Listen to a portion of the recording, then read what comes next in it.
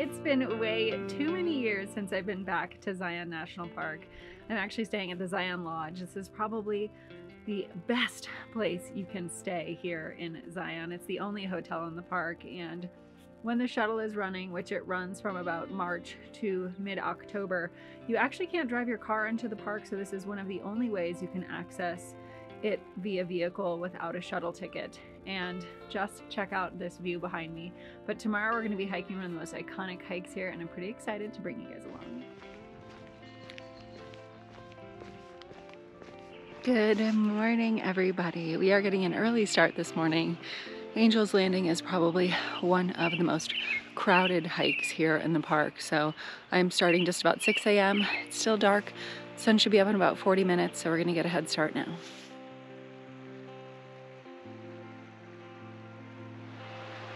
This time of morning is really one of my favorites. I actually just passed a coyote and my light reflected in his eyes, so I was able to see him. He just kind of watched me for a second and then tucked off into the forest, but this is really when animals are, the nocturnal ones, just starting to quiet down for the night, and when the daytime animals are starting to come out. So it's absolutely beautiful, and I cannot wait for the sun to come up.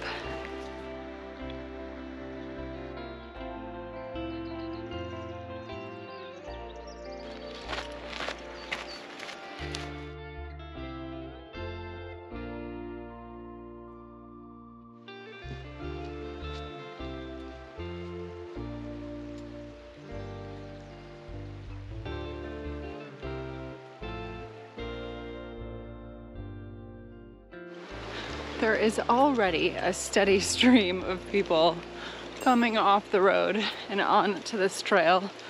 So, as I said, it's very popular now.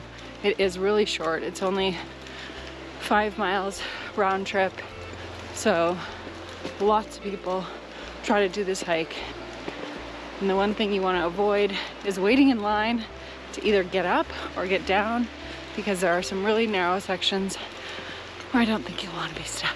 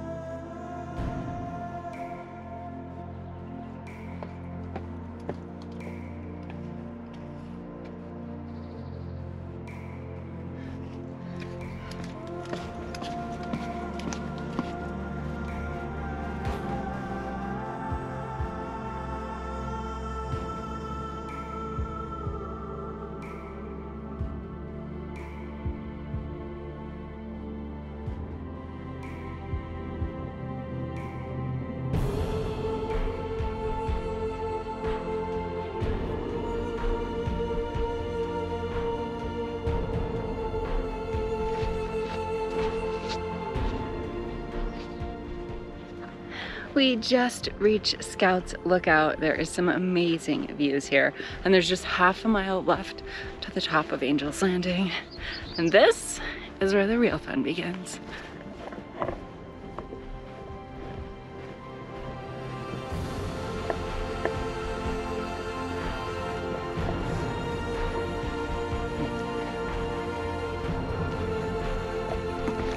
Gotta have hands free for this.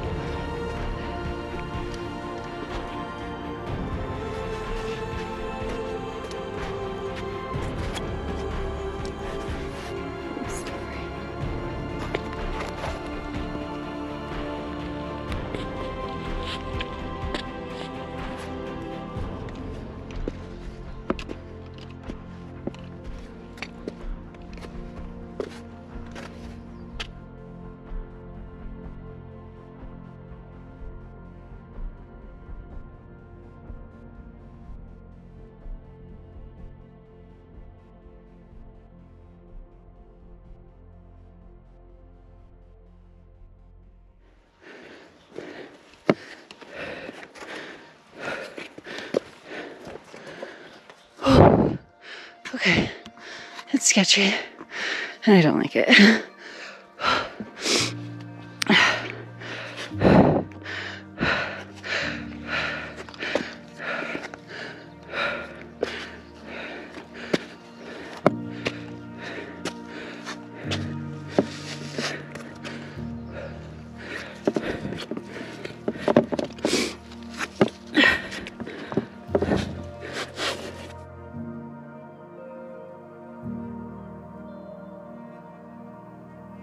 Alright guys, I'm not gonna lie, I went up that first chain section, another one behind me, but I have to go on this other section where there's not chains, and I'm a bit freaked out.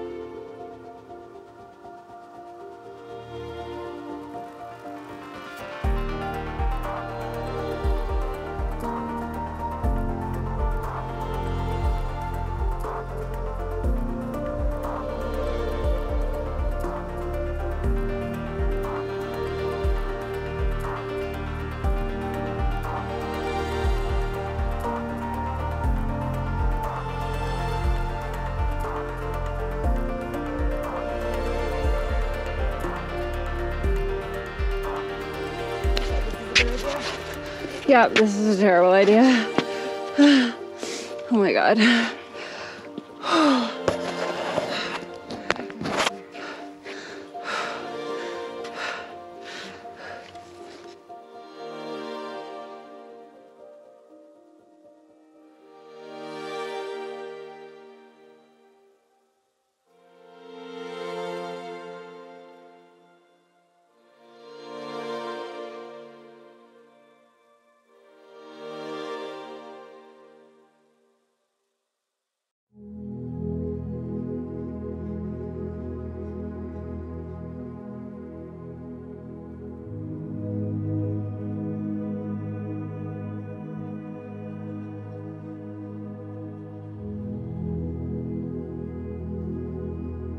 Well guys, this is Angel's Landing for me. I am scared and I don't want to risk it, so my legs are already shaking. There's still quite a ways of chains up to the top and a big flow of people behind me. I don't want to get stuck hanging onto the side of a cliff, so I'm gonna turn around now. The views up here are stunning, and they'd be even more stunning just a little bit farther up, but for me it's just not worth it today. So I hope you guys enjoyed, and if you're coming here to Zion and you want to do this hike, you know that it is serious and it is really scary. Plenty of people doing it, but for me today by myself, just not gonna risk it.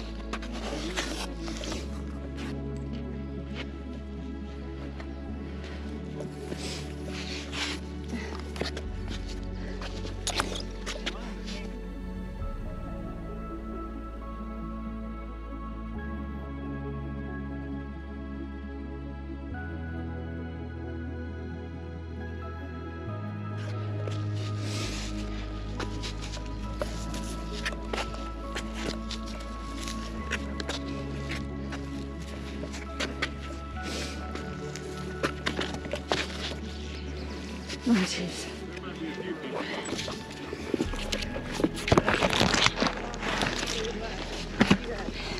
Big line of people. Okay. So.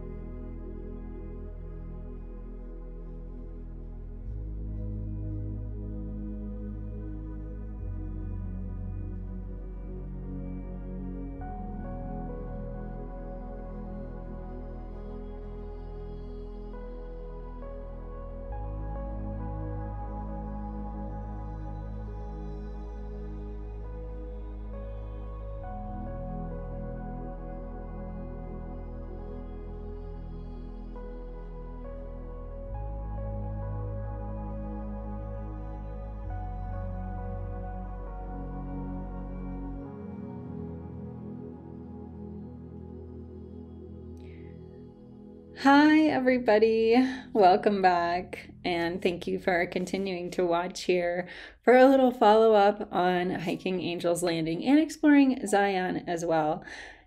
You know, this is the second hike kind of in a row that I actually didn't make it to the summit, and that's okay. You know, for everyone out there, I just wanted to come on and say it's not always about, you know, making it to the end. It's about, you know, just going out and being outdoors and getting some exercise, being in the fresh air, doing something different.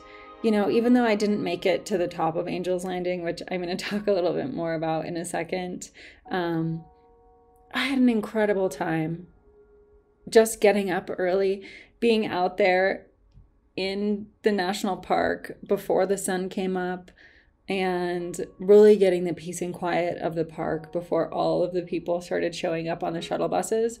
So it was a beautiful experience, regardless of the fact that I didn't make it to the top. And I wanted to explain a little bit more about kind of what I was feeling on this hike and why I decided to turn around. Now, you guys know me and you've seen that I've done some pretty intense hikes over the years, some pretty intense trips, and I usually push myself to keep going forward.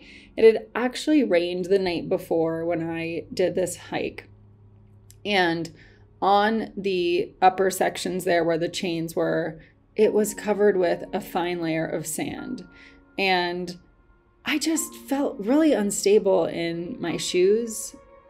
They felt really slick. I did not feel like I could get good grips on the rocks, which made me feel really uneasy.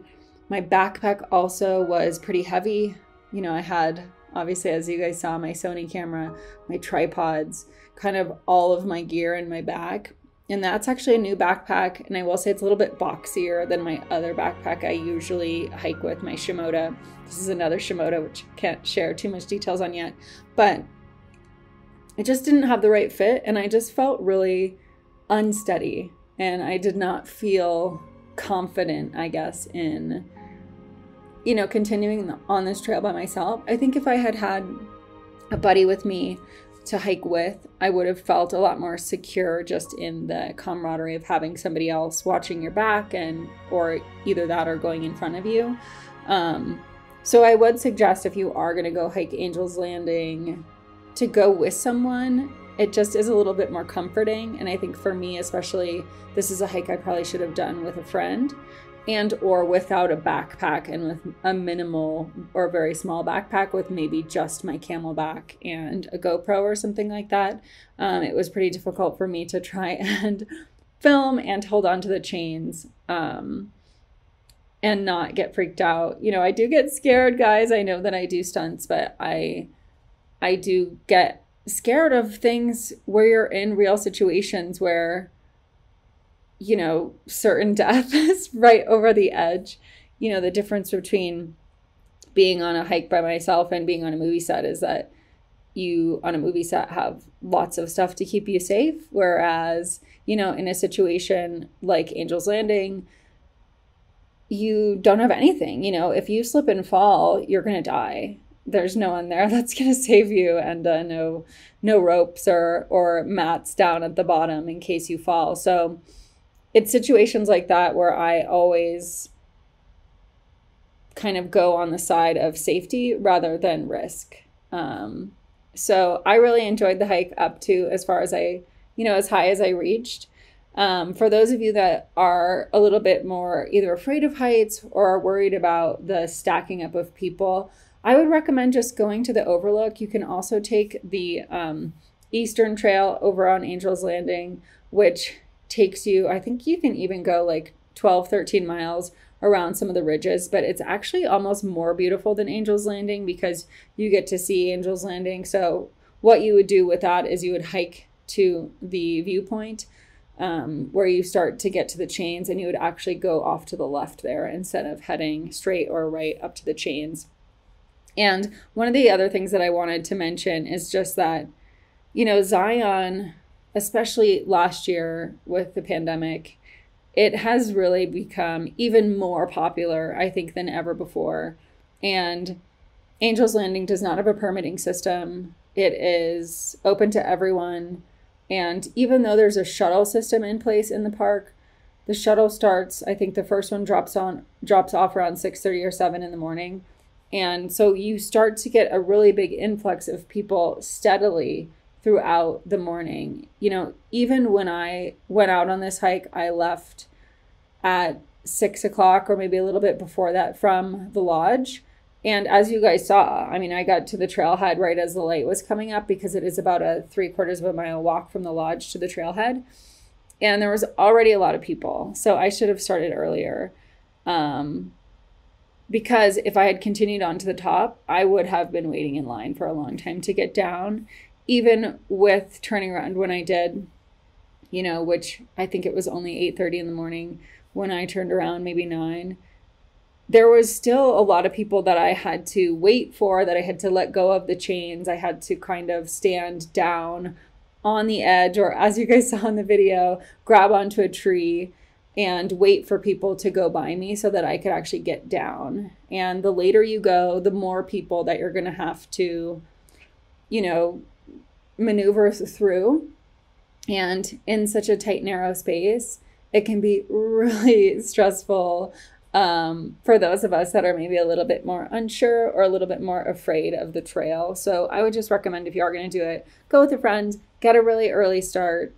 And also check the weather. You definitely don't want to be up there when it's raining. And also even the day after it rained, like when I went, it was really slick and slippery. I would also be careful about what kind of shoes you decide to wear. I honestly would recommend wearing sneakers over a hiking shoe because I wore my Merrells, which I usually love, and I did not feel confident at all on the narrow sections with the sand. So I'd wear something that you feel like really agile in, and that you feel really sure-footed in. And then also pack light. Don't bring a big backpack. And if you do, maybe stash it somewhere when you get up to the chains, because you're not going to want a lot of like weight throwing off your body balance, because you're going to want to be able to be really sure-footed in the areas that you're standing in.